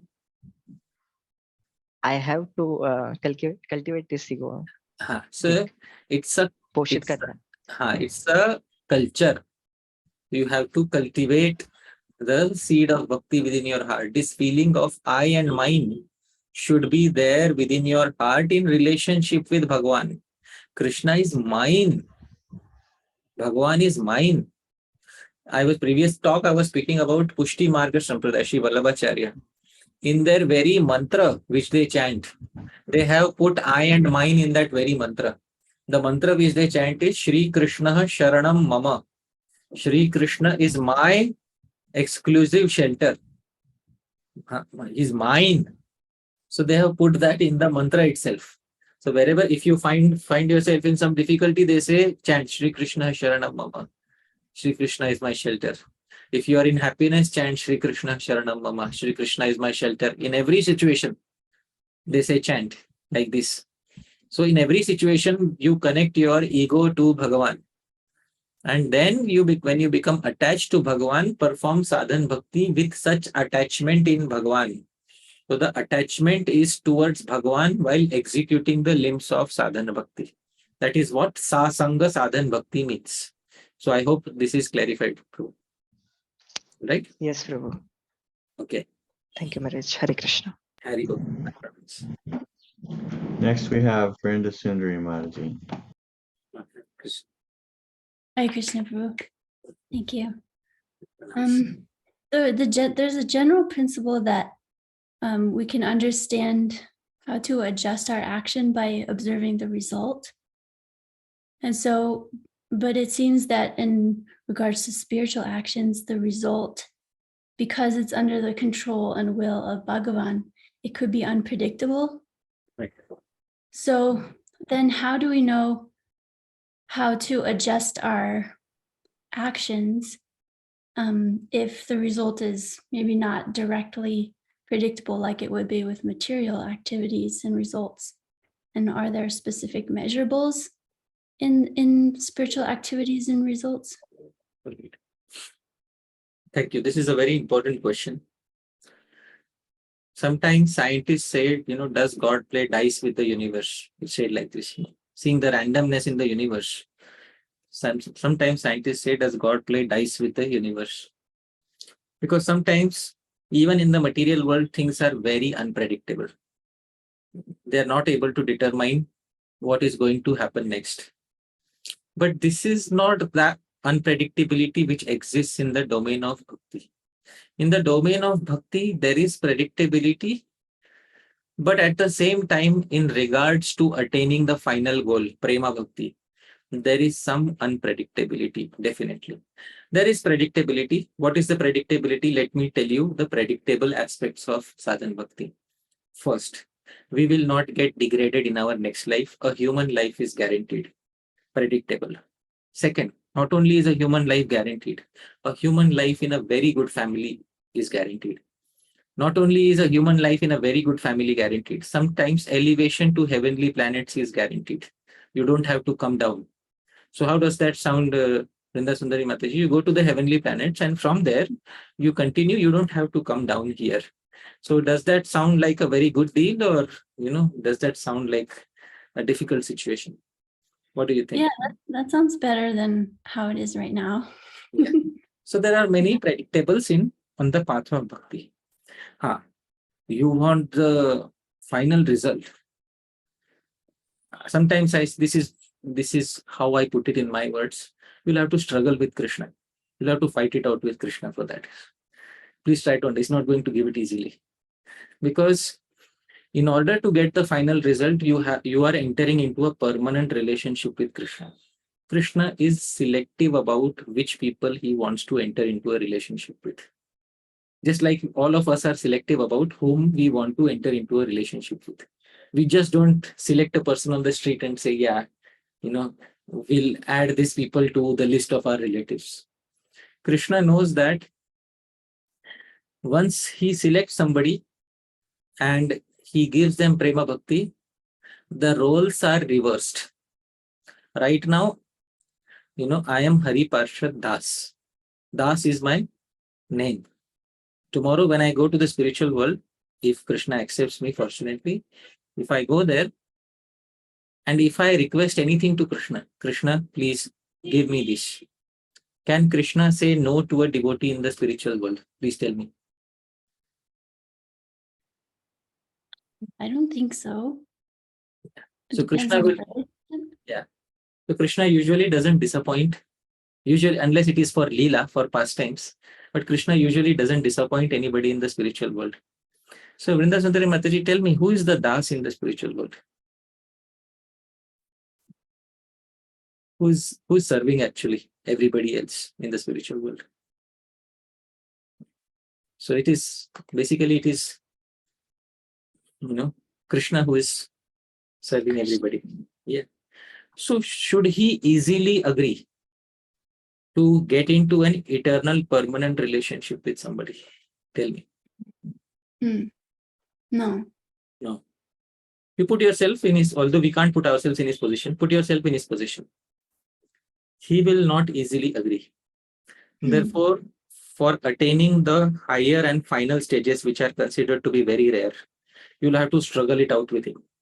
Therefore, Sri Harisuri said, even the gopis, when they struggled, finally they cried for it. At the end of it, when you cry for it and when he finally accepts you, once he has accepted you, there is nothing he can do to send you back. You will never come back to the material world. You will never, ever, ever, ever in eternity have to see the face of the material world ever again. So therefore, it is very important that Krishna also takes his sweet time and it is dependent upon his sweet will. But our acharyas also are on our side and they are telling us there are some things which you can do to emotionally manipulate him, because you will need to do something in order to attain his mercy. And emotional manipulation is, everything is fair because it's a war in the final stage. So do your best to emotionally manipulate him into accepting you in the spiritual world. So I hope that answer satisfies you. Yeah. Thank you. Yes, thank you. Next, we have Bhakti Mataji. Asking to unmute. There we go. Hare Krishna Prabhuji, thank you so much for the one. Can you hear me? Yeah. Okay, sorry. Thank you for your class. Thank you so much for sharing Harisuri Prabhu's life. I heard it for the first time and I'm sure I just got a glimpse. There's so much more nectar to his beautiful life. Hope to hear sometime. My question is on the 5 limbs, and you mentioned about one of the limbs is Mathura Vaas. Why is it only said Mathura Vaas? Should we in our mind think Mathura equates to Vrindavan, or is it the Chauryaasi Kos Marg means all so many other sthalis that come in Vrajamandal? All of that is included in that. Wanted to geographically have that vision in the mind, or what does Mathura Vaas mean? Thank you. Thank you. Thank you, Bhakti Mataji. So what is the meaning of Mathura Vaas? So Mathura refers to Mathura Mandal. Mathura Mandale Sthitihi. Mathura Mandal is geographically the entire area of Vrajamandal. But by Upalakshan, Upalakshan means sometimes you say something and some other things, although they are not said, they are automatically included. So this is called as Upalakshan or law of automatic inclusion. So new technical term, Upalakshan, law of automatic inclusion. Right? So for example, if I am a teacher of a class and, for example, if I had told the students to do some homework, now next day I ask the students, where is your homework? And student 1, he says, I have not done my homework. Now, if I tell him, you'll go to the principal's office right now. So by Upalakshan, automatically, anybody else who has not done his homework will also go to the principal's office today. I don't need to mention it separately for every. This is called as Upalakshan. So law of automatic inclusion. So Mathura Mandal by Upalakshan includes all the holy places which are connected to all the forms of Bhagwan. Mathura, Dwarka, Ayodhya, Jagannath Puri can reside anywhere, but the mood of every dham is different. So different moods result in different attainments. And sometimes if you are not able to stay in the dham through your physical body, so you can stay in your mind also, within your mind also. So that is specified by Srila Rupa Goswami in Bhakti Rasamrit Sindhu. Srila Rupa Goswami says, Kuryat Vasam Vraje Sada. I will pull out the verse and I will share the screen with you. In 1-294, Eastern Division, second wave, verse number 294. You can say here, Kuryad Vasam Vraje Sada. Sada, always in Vraja, you should reside. Sri Jiva Goswami in the commentary says, Samarthya Sati, if you have the caliber, Vraje, stay directly in Vraja. Which Vraja? Shriman Nanda Vrajavasa Sthane. In the same Vraja where Nanda Maharaj stayed 5,000 years ago, the geographical area of Vraja. She says, Shri Vrindavan Adav, in Vrindavan, etc. I told you, not only Vrindavan, etc. By Upalakshan, all dhams are included. Sharirena Vasam Kuryat, reside with your physical body if you have the caliber to do so. Now somebody says, I don't have the caliber. Tad abhave. Now if you don't have the caliber, manasa api iti artha, then at least you can reside even with your mind. This is the meaning of residing in Shri Dham Vrindavan. So I hope this clarifies what you wanted to ask. Thank you so much. Yes. And not a question for this time, but when you Mataji, we're only taking one question at a time before everyone gets a chance to get the first question. Okay. Yeah, I was not asking a question. I was making a statement, but that's fine, Prabhu. Thank you. Thank you. Okay. Okay. Next we have Radhika Vallabha Prabhu. Hare Krishna, Guru. My pranams. Thank you very much. So, a very beautiful class. I had a question regarding Bhakti Sandarbha Saraswati Thakur's comment. He mentioned that according to Sadhikar, Kanishta, Madhyam, and Uttam, one should perform the tat-tat-karma of that particular adhikar. So can you just elaborate? Suppose generally we hear that Kanishta adhikari is expected to go to Madhyam adhikari. Somebody who is a Kanishta adhikari, if he performs the tat-tat-karma of Madhyam adhikari, what happens, and some examples. Uttam adhikari, usually we say Uttam adhikari, we should not imitate highly elevated devotee who sees Krishna everywhere. the Kanishta Adhikari imitating, say, Uttama Adhikari performing tat-tat-karma with Madhyama Adhikari. Some examples.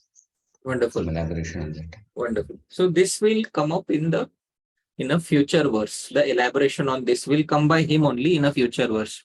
Because in the 8th verse, when we will start discussing, Srila Prabhupada will speak about Dasha. Dasha means the stages in which a devotee progresses.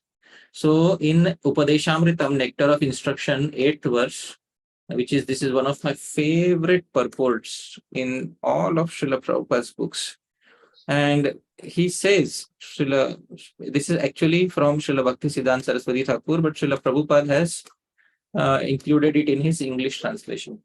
He says, in the neophyte stage, Kanishtadhikari, basically, one should always engage in hearing Krishna Katha. This is called Shravan Dasha, the stage of hearing. Now, for a Kanishtadhikari, tat-tat-karma should be mainly focused on Shravanam. He should hear.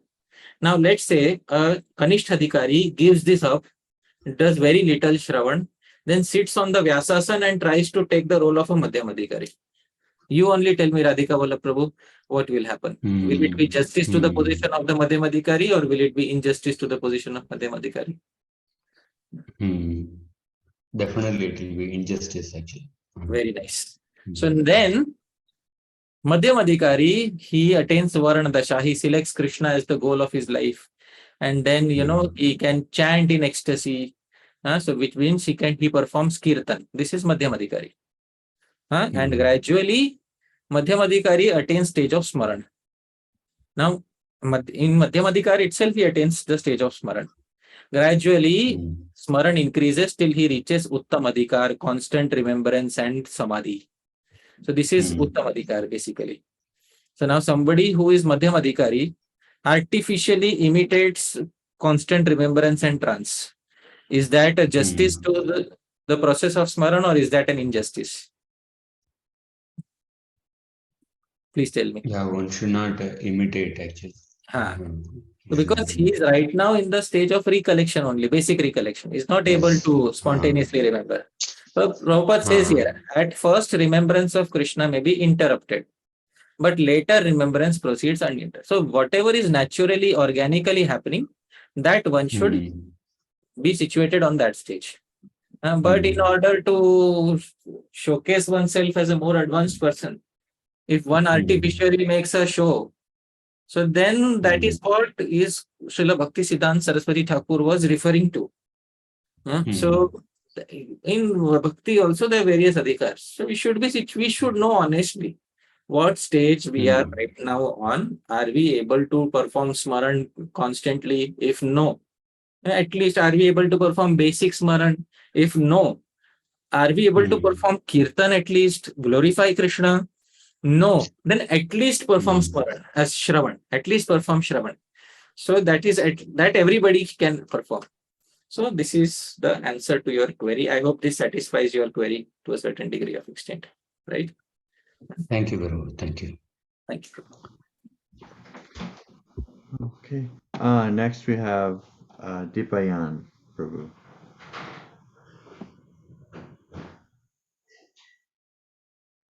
Oh, has to unmute. I need to remember that. Hare Krishna Prabhu. Thank you again for a very wonderful class. Regarding your answer on that development of I and mine, at the end of Madhurya Kadambini, there's a small explanation by Vishwanath Chakravarti Thakur where he's also explaining this development of I and mine. So if you don't mind, can you explain that section? You have to specify the Sanskrit which he is giving. Then I will be able to nicely. At the end, he says, right, that the ahamta and mamata, just after he's described prema in the last chapter at the very end. So that ahanta and mamata in Shraddha stage, it is like gandha. And then it slowly, the material I and mine, how it reduces, and the spiritual I and mine, how it increases. That part. Okay. The Sanskrit, I will not remember. Okay, no problem. I'll pull out the Sanskrit for you. I'll show you the Sanskrit right now, right? Because it's important to understand the acharyas in the words of the acharyas.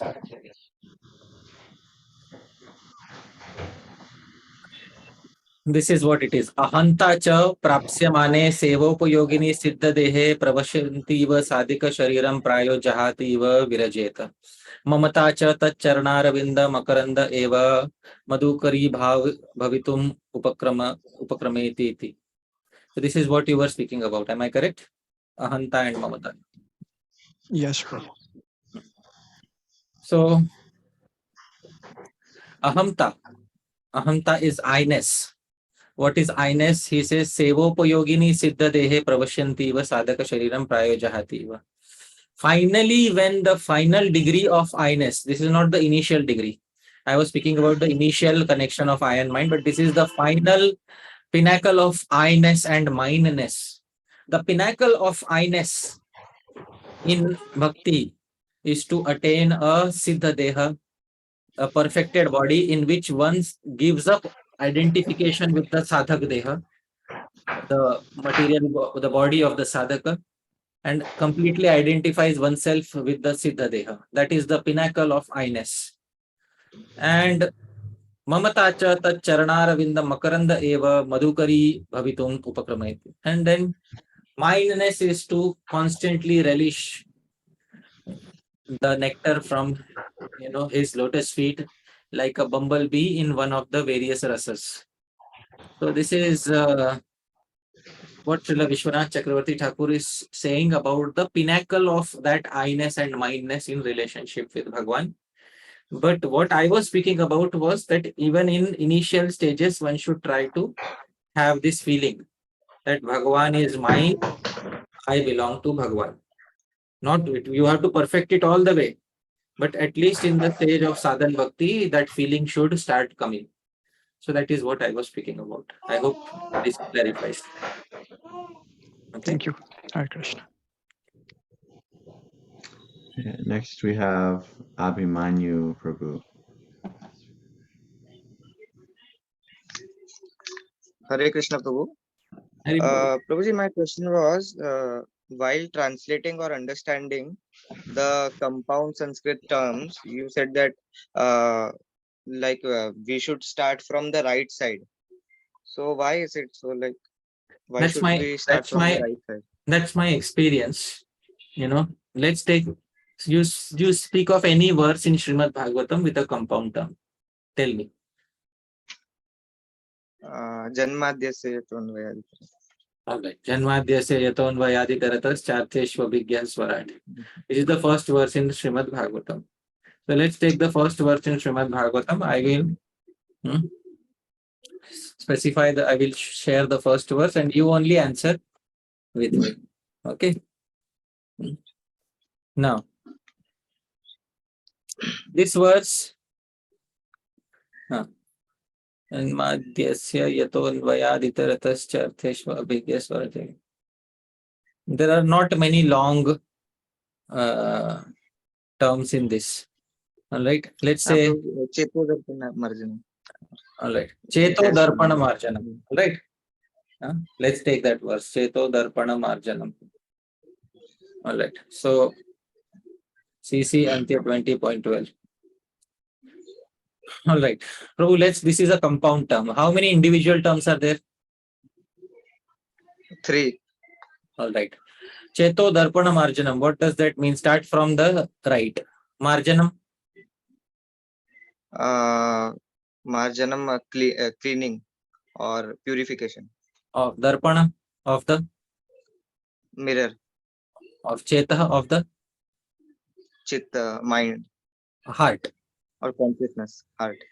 I swear, right to left. All right. Huh? Yes. Bhavamavaha davagni nirvapanam. Nirvapanam, extinguishing. Davagni, yes. Forest fire. Forest fire. Great forest fire of material existence. I'm going from right to left. Now let's go from left to right. How do you translate Cheta? Heart, consciousness. Darpana? Mirror. Arjanam? purification. So how, if you translate it left to right, how will you Yes, form it? No, it will be difficult. Yeah. So Shreyah Kairava Chandrika Vitaranam distributing the moonlight Distributing. Chandrika, which enlivens the Kairava, the lotus of Shreya of the highest benefit, the night lily of the highest benefit. So that's right to left. That's what I realized, that English, Lady English is running in the opposite direction of Lady Sanskrit after a few years. So this is this is after a few years of translating, I realized that the compound terms are best translated from right to left. But it may not work in all the cases, but in most cases, this is how Lady English thinks. She thinks right to left. Although she writes left to right, she thinks right to left. In English, there are compounds. For example, hot dog. A dog who is hot. Basically, you write from left to right, but thinking right to left. Try to understand in compound terms, that is how it is. So this is my realization after translating for quite a few number of years. So especially Sanskrit terms, when you translate in English, so translate from right to left. Compound, that makes it easiest for translation. Right? I hope this clarifies. Yes, Prabhuji. Thank you. Hare Krishna. Next we have Ananga Mohan Prabhu. Hare Krishna Prabhuji. Thanks a lot, Dandat Ma'am, and thanks a lot for wonderful session again. Prabhuji, my question is regarding Mathura Vaas. As G. Goswami described in his commentary that we should physically reside there. If in case we cannot, then we have to mentally reside there. But practically, how can we reside mentally? Can always reside mentally. It is not very impractical. Actually, one should first reside mentally. This is a recommendation, not a rule. Ideally, one first resides mentally in Shri Vrindavan before one resides through one's body. Let me give an example of this. When the Industrial Revolution had not taken place, imagine yourself in the 18th century. Industrial Revolution has not yet reached India. You are in the 18th century, you are staying in a village which is in southern part of India. Somehow, due to some good fortune, you become attracted to Shri Vrindavan. And you have made up your mind, you want to go to Shri Vrindavan. Anand Mohan Prabhu, how will you go to Shri Vrindavan? Yeah, first I made a plan that I have to go to Vrindavan and I have to go through a journey of so many days, and then I will reach Vrindavan. And before your body reaches Vrindavan, 1 week before that, your mind will reach Vrindavan. So that is, how one has a mental image of Shri Vrindavan before one reaches Shri Vrindavan. How do you reside in Shri Vrindavan in your mind? There is a Vrindavan which has been created in the literature of the 6 Goswamis. This Vrindavan should be replicated in the framework of the heart. I hope you are able to. That is the Vrindavan which you have to replicate within your heart. Once that Vrindavan is firmly established within your heart, then when you go to the geographical Vrindavan, because you will see many deviations through the external vision, that, some places it is dirty, some places it's so noisy, some places it's so crowded, some places it's some terrible to stay in one place in some places. So then the externals won't affect you so much. Let me tell you, see, many times devotees go to Shri Vrindavan and then they are immediately on a tourist trip. Oh, I have to go to Radharaman, I have to go to Radha Govindji, I have to go to Radha Gopinath, I have to go to Radha Madan Mohan, and they just want to touch every place and come back and say, I went to Shri Vrindavan.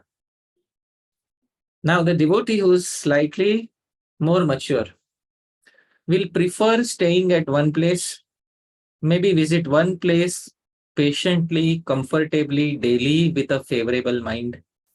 come back and meditate upon it and read something from the previous acharyas and discuss with like-minded devotees. How does that residence in Sri Vrindavan sound? Does that sound better, or does running around like a tourist sound better? The first one. Obviously. When Srila Prabhupada, Srila Bhaktisiddhanta Saraswati Thakura Prabhupada organized a Vrajamandal Parikrama. So almost everybody was, in tourist mode, because they had come from Calcutta, from Bengal to Vrindavan, and everybody was in tourist mode. Yeah, we will go here, we'll go there. One day, everybody wanted to go see Sheshashayi Vishnu. Srila Bhaktisiddhanta Saraswati Thakur did not go. He was in his tent, and a class was organized. And he wanted to see who all is staying back for the class. So our Srila Prabhupada stayed back for the class. And on that day, Srila Bhaktisiddhanta Saraswati Thakur noted that this boy loves to hear. And this boy loves to hear. I will initiate him. That was the day it was decided. Of course, they are eternally connected to each other. But from our point of view, that was the day it was decided that Srila Prabhupada would be initiated by Srila Bhaktisiddhanta Saraswati Thakur. Not because he was, eager to just touch one place and, achievement unlocked. Achievement unlocked. It's not like that. So it's not Radha Damodar, achievement unlocked. Radha Gopinath, achievement unlocked. It's not like that. So it's also about favorably, with deep attachment, visiting few places, but favorable state of mind, and staying in the Vrindavan mentally, that Vrindavan which was created in the writings of the 6 Goswamis. I hope this answers your query. Thank you very much. It's clarifies. Thank you. Okay, and then Mohit Deshmukh. Hare Krishna Prabhuji. Danat Pranam. Sorry for once again questioning. My question is, Prabhu, as we know, we have to develop mamatva bhav towards Krishna, but also we have that Vaishnavacharya says that Krishna se tomar, Krishna dite paro, tumare shakati ache. So how can we understand this? Yes. When we have not developed mamatva towards Bhagwan, we beg for it from anybody who can give it. When this is Ohe Vaishnav Thakur, the song is, a person is crying out to his Guru, please, accept me as your disciple, please initiate me, and please connect me to Krishna. Once you are initiated by the Guru, you are in which gotra? Mohit Prabhu, please tell me. Let's unmute him. Mohit Prabhu, you are in which gotra? Achyut Gotra. What is meaning of Achyut Gotra? Actually, I don't know, Prabhu. Wow. Oh my goodness. Achyut Gotra, Prabhu. Achyut Gotra means you are Gotra. You are in the family lineage of Bhagwan Shri Krishna himself after initiation. After initiation, you are automatically connected to Bhagwan. Do you need any more? We can say Krishna as a mine. Right? Obviously. Otherwise, what is the use of initiation if you could not get connected to Krishna?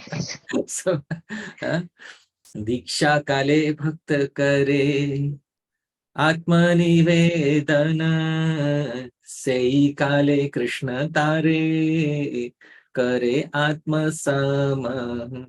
Let me show you the praman. Nothing without pramanas. Diksha Kale Bhakta Kare Atma Samarpana Sei Kale Krishna Tare Kare Atma Sama. Chaitanya Charitamrita Antya 4.192. So, read the translation, Prabhu. At the time of initiation, when a devotee fully surrenders into the service of the Lord, Krishna accepts him to be as good as himself. My goodness, Prabhu. Now, after Diksha, do you have connection with Krishna? Yes or no? Yes, I have. So say confidently that, yes, I have a connection with Krishna after Diksha. Don't remain in doubt even after initiation. Otherwise, initiation has failed if we could not get connected to Krishna even after initiation. Now we have a direct connection with Krishna. And that connection should be further explored in terms of I and mind till you reach the final highest, the pinnacle of that relationship where you know the actual identity of yourself in the spiritual world. Sampatti Dasha. So that will come up in verse number 8. But I hope this answers your query to some degree of satisfaction. Yes, Prabhu. Thank you very much. Hare Krishna. Next we have Ananga Mohan Prabhu. Hare Krishna. Thank you. Prabhuji, one more question is that we are talking about the Arthavad in the against the Naam, and there is one April. But just like if we are residing in Mathura or any other limbs of Bhakti is associated, you are saying that there is a Gaun Phal and Mukhya Phal, and Gaun Phal is generally for the newcomers to attract them to the Bhakti. But when we see in the Bhakti Sandarbha, it is said the king Nrig was inclined to donating the cows, and because he is not giving Bhakti so much Hare priority. Parsha Prabhu, are you able to understand? I'm sorry, it sounds like you're mumbling. Prabhuji, Anand Mohan Prabhu, you have to speak little loudly because I also could with great difficulty, I could understand you to speak about Arthavad, right? Yeah. So I will clarify his question that we were speaking about Arthavad. Sometimes some things are glorified in Shastra. If you do this, you will attain this. If you do that, you will attain that. It is called Arthavad. So in holy name of Bhagavan, there is no Arthavad because doing so is one of the offenses. But you were saying that in the Bhakti Sandarbha, there is something. So please clearly specify what was it? Regarding the this king Nrig, who is donating the cows to the Brahmanas. King Nriga, yeah, 10th canto, yeah. So G. Goswami states that because he has no faith in Bhakti and he has this inclination of Arthavad towards Bhakti, he's not, he got that curse from the Brahmanas. So there, I think I'm not clear whether it is there or not, but G. Goswami state that for the other limbs of the Bhakti, if one thinks so, that is also Arthavad. So whether it is so. Yeah, so in many cases, the limbs are directly giving what they promise. So you will see Srila Rupa Goswami also does not directly use the term Arthavad. Rupa Goswami also says Bahirmukha Pravritti. Bahirmukha Pravritti means to encourage the newcomers. But then what is Arthavad? Arthavad is also the same thing. What is Arthavad? Arthavad is to encourage the newcomers. That is why Arthavad is done. But Srila Rupa Goswami doesn't use the term because he knows that if he uses that term, that blanket term Arthavad is dangerous because if Harinam also gets included into it, it will become an offense. So therefore, Sri Rupa Goswami doesn't use the direct term Arthavad, but he uses the term Bahirmukha Pravritti. What does it mean? It means that these limbs of bhakti may give those results, may give. They are not will give, may give those results. But that is not the main result. The main result is bhav. So these, if you pull the chariot of Lord Jagannath, you may get a result of going back to Godhead. May. Not that in every case you will. But in case you don't get, you will at least get the main result, that is your bhav towards Bhagavan will further improve. You will progress upon the path of attaining bhava bhakti. So although Sri Rupa Goswami does not directly use the term Arthavad, because it is dangerous to use it, especially in terms of Harinam and in some cases in other limbs of bhakti also. But I clarified the traditional concept. Traditionally, there is a term for that. The traditional term is Arthavad. Arthavad is some things are glorified more. And the results actually are very insignificant. If you execute this Ekadashi, you will become a king, for so many lives. Do you want that result? No, you don't want that result. So for you, it is Kshudram Phalam. Kshudram Phalam means it is an insignificant result. But traditional authorities used to call it Arthavad. Arthavad means it's an over glorification. So Rupa Goswami doesn't use that term. But previous authorities used to use that term because there is some danger in using it in the domain of bhakti, especially in the domain of Harinam. That I have already specified But previously. Prabhuji, if somebody approaches with that intention only, whether he gets that fruit? He may or may not get, because bhakti, I told you, phalam is not within your hand. Okay. Right? Yeah. Thank you. Thanks a lot. And next we have Bhavya Bhagavan Prabhu. Yeah, Hare Krishna, Prabhu. Prabhuji, my question is like you mentioned that how we have to be very pakka in our sadhana, Prabhu. So, Prabhuji, I've heard from some seniors, they say, jab when we will lose the ego of our sadhana, that we become devoid of this false I don't know how to say, but yeah, when we are devoid of this feeling that we are not dependent on our sadhana and we are dependent on kripa siddhi, when we are able to like get the mercy of the devotees, kripa siddhi of somebody like Prabhupada and previous acharyas, then only we have some hope, Prabhu. So how do we reconcile with that, Prabhu? Sadhana ka ahankar ko chhod ke like become kripa siddha. So you see, many times you might have heard many statements, but you have to verify, check those statements against Shastra. So whatever statements they have made, they are seniors and they may be respectable, but you have to immediately ask them to back it up from Shastra. Immediately ask them to back it up from Shastra. So now what you said is you will attain perfection if you don't have the abhiman, the false ego of being a good sadhaka. That is your query, right? Bhagavad Bhagwan Prabhu? Is he there? Unmuted. I'm unmuting now. Yes, that's my question, Prabhu, that we give up the false pride of... So many times devotees make these statements, but they don't quote the Shastra which is behind the statement. So it's very important that as soon as they make a big claim, they should quote Shastra behind it. And where is that Shastra quoted? So when in the 10 offenses to Shri Harinam, so there is Aham Mamadi Paramo. You know the last offense is Aham Mamadi Paramo. Have you heard that? Yeah, to maintain material attachments. In the form of Aham and Mama. What is Aham and Mama? Yeah, I and mine. Yes. So to maintain material attachments in forms of I and mine is sopi aparadhakrit. That person is also an offender.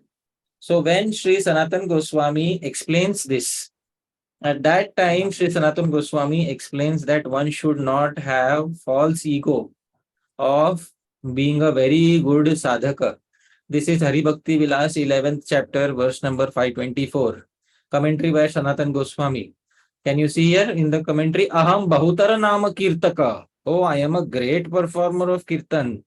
Itastato nama kirtanam cha mat pravartitam eva. Everywhere, due to my strength, the holy name is being propagated. Maya samo nama kirtana paro anyaka.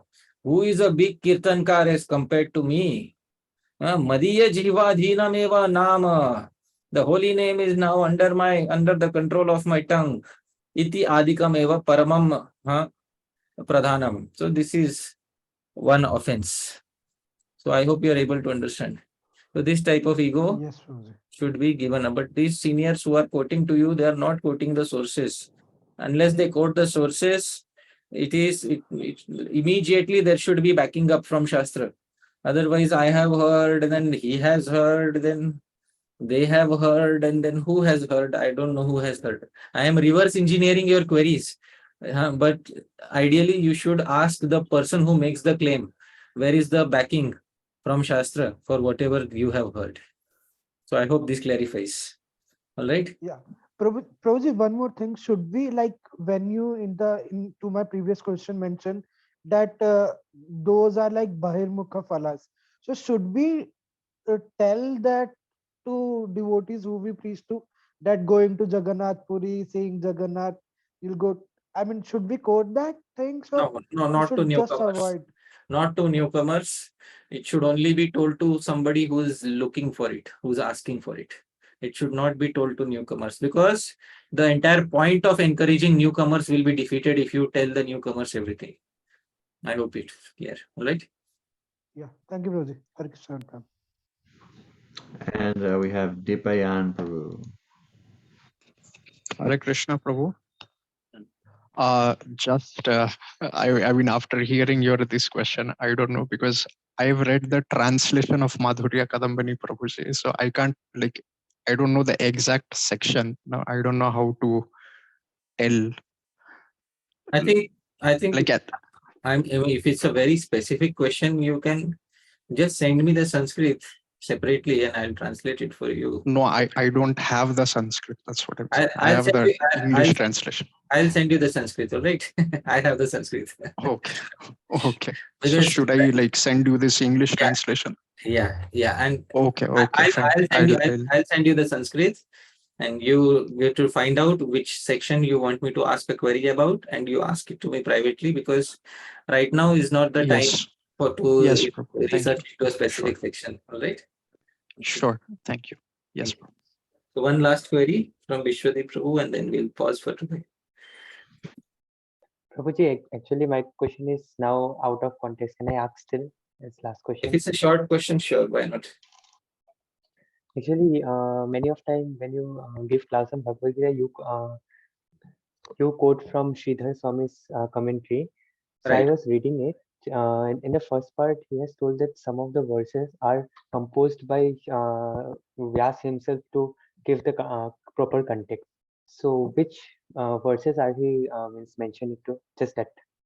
That is not, your question is that in the beginning of Bhagavad Gita, so that other people can understand, the beginning of Bhagavad Gita, Srila Sridhar Svami in his commentary has said that some of the verses were directly spoken by Bhagwan and some verses were composed by Vyasa Deva in order to add Sangati. Sangati means in order to add connection. So, for example, when Duryodhan sees when Duryodhan hears the loud conch shells, at that time what is happening in the heart of Duryodhan? Suddenly Duryodhan goes to his Acharya. So all these intermediate verses which connect Sangati, he has used the term tat-sangataye. In order to fill the gaps, Sri Vyasa Deva has put some verses there just to fill the gaps. But most of Krishna's words are exactly as it is. He has repeated. Some places in order to adjust the meter, some places in order to fill the gaps he may have added, but the message is not compromised even to a very small extent. No message has been compromised. All right? Okay. Clear. All right. Right, and is everyone able to unmute at this point? Is there like a setting for that, Prabhuji? Yeah, ask all to unmute. I have asked. Oh, cool. I just found it. Okay, so everyone can unmute now and give a big thank you to Hari Prabhupada Prabhu. Thank you, Prabhuji. Hare Krishna. Very much, Prabhuji. Hare Krishna. Hare. Thank you. Jai Prabhupada. Hari Parashad Prabhu ki jai. Srila Prabhupada ki jai. Ananta Koti Vaishnava. May I please place a request? Sure.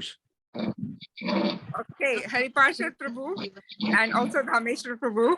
My request is that please, when we complete the Nectar of Instruction, Śrī-Upadeśāmṛtam, could we please study Sri Bhakti Rasamrit Sindhu? All right, the idea has been planted in my mind, so I'll definitely give it a very serious thought, because Nectar of Instruction is a very relatively easier and smaller text. I don't know how many will be able to survive Bhakti Rasamrit Sindhu, but I'll definitely think about it, Mataji. We all want it. Please consider it. Okay, sure, definitely. Thank you, Mataji. Thank you. Hare Krishna. All right, Prabhuji. I'm going to sign off now. I'll see you next week. Thank you so much. Hare Krishna. Hare Krishna.